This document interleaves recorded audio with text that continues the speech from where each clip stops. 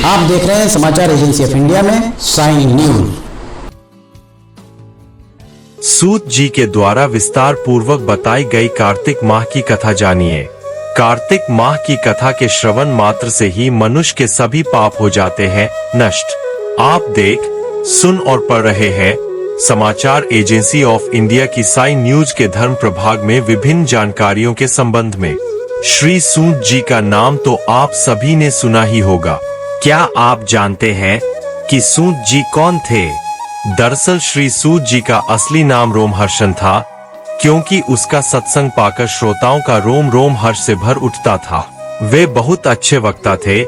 आइए आपको सूत जी के द्वारा बताई गई कार्तिक माह की कथा के बारे में बताते हैं। अगर आप भगवान विष्णु जी एवं भगवान श्री कृष्ण जी की आराधना करते हैं और अगर आप विष्णु जी एवं भगवान कृष्ण जी के भक्त हैं, तो कमेंट बॉक्स में जय विष्णु देवा, जय श्री कृष्ण अथवा हरिओम तत्सत लिखना न भूली। नैमिषारण्य तीर्थ में श्री सूत जी ने 88,000 सनकादि ऋषियों से कहा कि अब मैं आपको कार्तिक मास की कथा विस्तार पूर्वक सुनाता हूँ, जिसका श्रवण करने से मनुष्य के सभी पाप नष्ट हो जाते हैं और अंत समय में वैकुंठ धाम की प्राप्ति होती है। सूत जी ने कहा कि श्री कृष्ण जी से अनुमति लेकर देवर्षि नारद के चले जाने के पश्चात सत्यभामा प्रसन्न होकर भगवान कृष्ण से बोली, हे प्रभु, मैं धन्य हुई, मेरा जन्म सफल हुआ। मुझ जैसी त्रैलोक्य सुंदरी के जन्मदाता भी धन्य हैं, जो आपकी 16,000 स्त्रियों के बीच में आपकी परम प्यारी पत्नी बनी। मैंने आपके साथ नारद जी को वह कल्प वृक्ष आदि पुरुष विधि पूर्वक दान में दिया, परंतु वही कल्प वृक्ष मेरे घर लहराया करता है। यह बात मृत्युलोक में किसी स्त्री को ज्ञात नहीं है। हे त्रिलोकीनाथ, मैं आपसे कुछ पूछने की इच्छुक हूँ। आप मुझे कृपया कार्तिक महात्म्य की कथा विस्तार पूर्वक सुनाइए, जिसको सुनकर मेरा हित हो और जिसके करने से कल्प पर्यंत भी आप मुझसे विमुख न हो। सूत जी आगे बोले। सत्यभामा के ऐसे वचन सुनकर श्री कृष्ण ने हंसते हुए सत्यभामा का हाथ पकड़ा और अपने सेवकों को वहीं रुकने के लिए कहकर विलासयुक्त अपनी पत्नी को कल्प वृक्ष के नीचे ले गए। फिर हंसकर बोले, हे प्रिय, 16,000 रानियों में से तुम मुझे प्राणों के समान प्यारी हो। तुम्हारे लिए मैंने इंद्र और देवताओं से विरोध किया था। हे कांते, जो बात तुमने मुझसे पूछी है उसे सुनो। एक दिन मैंने अर्थात श्री कृष्ण जी ने तुम्हारी अर्थात सत्यभामा की इच्छा पूर्ति के लिए गरुड़ पर सवार होकर इंद्रलोक जाकर कल्प वृक्ष मांगा। इंद्र द्वारा मना किए जाने पर इंद्र और गरुड़ में घोर युद्ध हुआ और गौलोक में भी गरुड़ जी गौ से युद्ध किया। गरुड़ की चोंच की चोट से उनके कान एवं पूंछ कटकर गिरने लगे, जिससे 3 वस्तुएं उत्पन्न हुई। कान से तंबाकू, पूंछ से गोभी और रक्त से मेहंदी बनी। इन तीनों का प्रयोग करने वाले को मोक्ष नहीं मिलता। तब गौ ने भी क्रोधित होकर गरुड़ पर वार किया, जिससे उनके 3 पंख टूटकर गिर गए। इनके पहले पंख से नीलकंठ, दूसरे से मोर और तीसरे से चकवा चकवी उत्पन्न हुए। हे प्रिय, इन तीनों का दर्शन करने मात्र से ही शुभ फल प्राप्त हो जाता है। यह सुनकर सत्यभामा ने कहा, हे प्रभु, कृपया मुझे मेरे पूर्व जन्मों के विषय में बताइए कि मैंने पूर्व जन्म में कौन कौन से दान, व्रत व जप नहीं किए हैं। मेरा स्वभाव कैसा था, मेरे जन्मदाता कौन थे और मुझे मृत्युलोक में जन्म क्यों लेना पड़ा। मैंने घसा कौन सा पुण्य कर्म किया था जिससे मैं आपकी अर्धांगिनी हुई। श्री कृष्ण ने कहा, हे प्रिय, अब मैं तुम्हारे द्वारा पूर्व जन्म में किए गए पुण्य कर्मों को विस्तार पूर्वक कहता हूँ, उसे सुन। पूर्व समय में सतयुग के अंत में मायापुरी में अत्रि गोत्र में वेद वेदांत का ज्ञाता देवशर्मा नामक एक ब्राह्मण निवास करता था। वह प्रतिदिन अतिथियों की सेवा, हवन और सूर्य भगवान का पूजन किया करता था। वह सूर्य के समान तेजस्वी था। वृद्धावस्था में उसे गुणवती नामक कन्या की प्राप्ति हुई। उस पुत्रहीन ब्राह्मण ने अपनी कन्या का विवाह अपने ही चंद्र नामक शिष्य के साथ कर दिया। वह चंद्र को अपने पुत्र के समान मानता था और चंद्र भी उसे अपने पिता की भांति सम्मान देता था। एक दिन वे दोनों कुश व समिधा लेने के लिए जंगल में गए। जब वे हिमालय में भ्रमण कर रहे थे तब उन्हें एक राक्षस आता हुआ दिखाई दिया। उस राक्षस को देखकर भय के कारण उनके अंग शिथिल हो गए और वे वहां से भागने में भी असमर्थ हो गए। तब उस काल के समान राक्षस ने उन दोनों को मार डाला। चूंकि वे धर्मात्मा थे इसलिए मेरे गणादि उन्हें मेरे वैकुंठ धाम में मेरे पास ले आए। उन दोनों द्वारा आजीवन सूर्य भगवान की पूजा किए जाने के कारण ये दोनों पर अति प्रसन्न हुआ। गणेश जी, शिव जी, सूर्य व देवी, इन सब की पूजा करने वाले मनुष्य को स्वर्ग की प्राप्ति होती है। मैं एक होता हुआ भी काल और कर्मों के भेद से 5 प्रकार का होता हूँ। जैसे एक देवदत्त, पिता, भ्राता आदि नामों से पुकारा जाता है। जब वे दोनों विमान पर आरूढ़ होकर सूर्य के समान तेजस्वी, रूपवान, चंदन की माला धारण किए हुए मेरे भवन में आए तो वे दिव्य भोगों को भोगने लगे। कार्तिक मास सबसे शुभ महीना है और श्री श्री राधा मदन मोहन को सबसे प्रिय महीना है। इसका वर्णन हरि भक्ति विलास 16 के 39 व 40 में किया गया है। न कार्तिक समो मासो न कृतेन समं युगम, न वेद सदृश न तीर्थ गंगाय समम। कार्तिक प्रवरो मासो वैष्णवनम प्रिय सदा, कार्तिकं स्कलम यस्तु भक्त्या सेवते वैष्णव। कार्तिक के बराबर कोई दूसरा महीना नहीं है और सत्ययुग के बराबर कोई युग नहीं है। वेदों के बराबर कोई शास्त्र नहीं है, गंगा के बराबर कोई तीर्थ नहीं है। कार्तिक सभी महीनों में प्रमुख है और वैष्णवों अर्थात भगवान श्री कृष्ण के भक्तों को बहुत प्रिय है।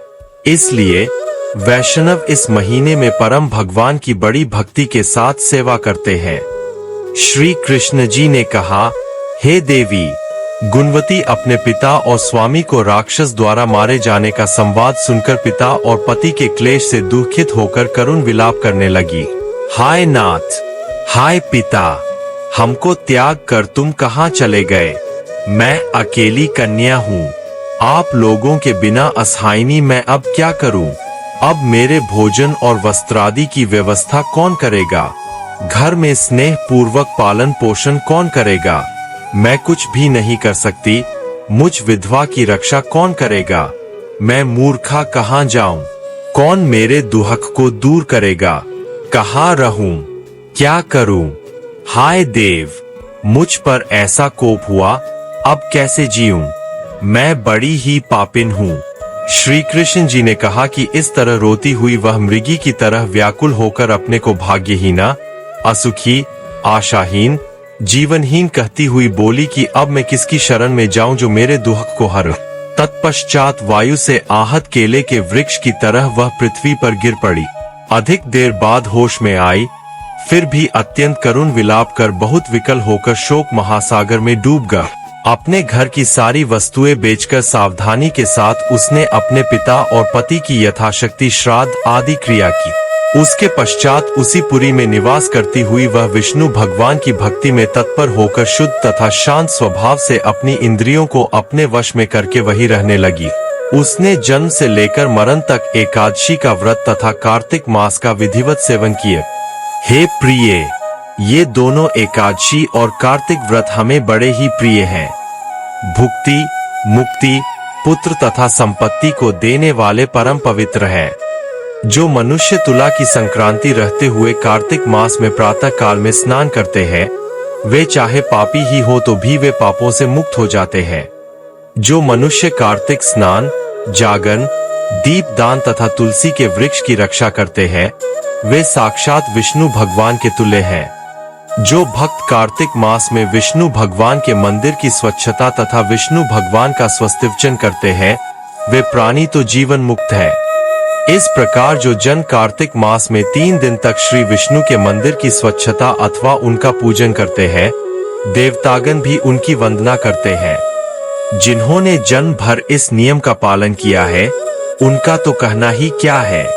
इसी प्रकार वह गुणवती जो विधवा हो गई थी, दत्तचित्त होकर प्रतिवर्ष कार्तिक का व्रत और विष्णु भगवान की पूजा भक्ति पूर्वक करती रही। हे प्रिय, एक बार वह रोग के कारण दुबली हो गई थी तथा ज्वर से पीड़ित होने पर धीरे धीरे किसी प्रकार गंगा स्नान करने को गई। वह जल में स्नान करने के निमित्त उतरी और जाड़े से कांपने लगी और विकल हो गई। तब उसने आकाश की ओर से अपनी ओर आते हुए एक विमान को देखा, जो शंख, चक्र, गदा और पद्म आदि विविध शस्त्रों से सुशोभित विष्णु भगवान का रूप धारण करने वाला था। रथ पर उनके वाहन गरुड़ की ध्वजा अंकित थी। तब मेरे अर्थात भगवान विष्णु जी के गण विमान पर चढ़ाकर उस पर चंवर डुलाते हुए अप्सरागणों से सुशोभित उस गुणवती को बैकुंठ लोक में ले गए। वह गुणवती प्रज्वलित अग्नि की शिखा की तरह उस विमान में बैठी हुई एकमात्र कार्तिक व्रत के प्रभाव से मेरे समीप आ।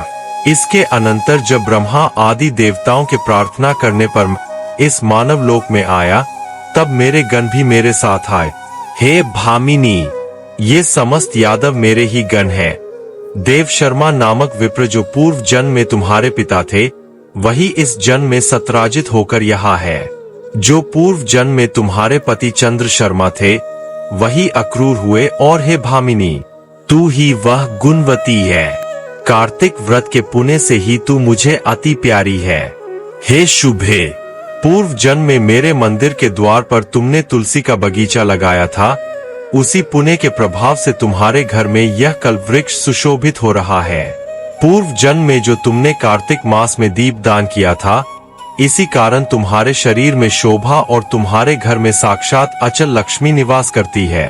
उस जन्म में तुमने जो व्रताधिक पति स्वरूप भगवान के लिए अर्पण किया था, उसी के फल से तुम इस जन्म में मेरी प्रिय भार्या हुई।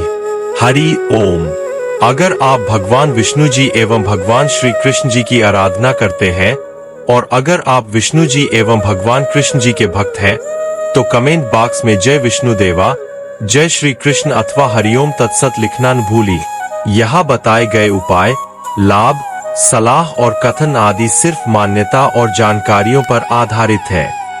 यहाँ यह बताना जरूरी है कि किसी भी मान्यता या जानकारी की समाचार एजेंसी ऑफ इंडिया के द्वारा पुष्टि नहीं की जाती है।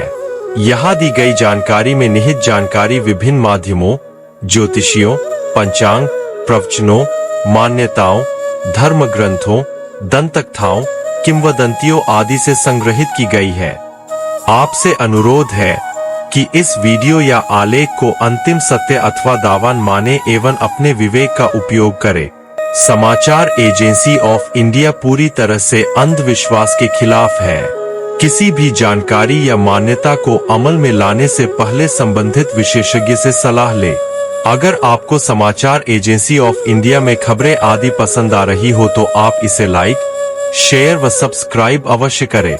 हम नई जानकारी लेकर फिर हाजिर होंगे, तब तक के लिए इजाजत दीजिए। जय हिंद।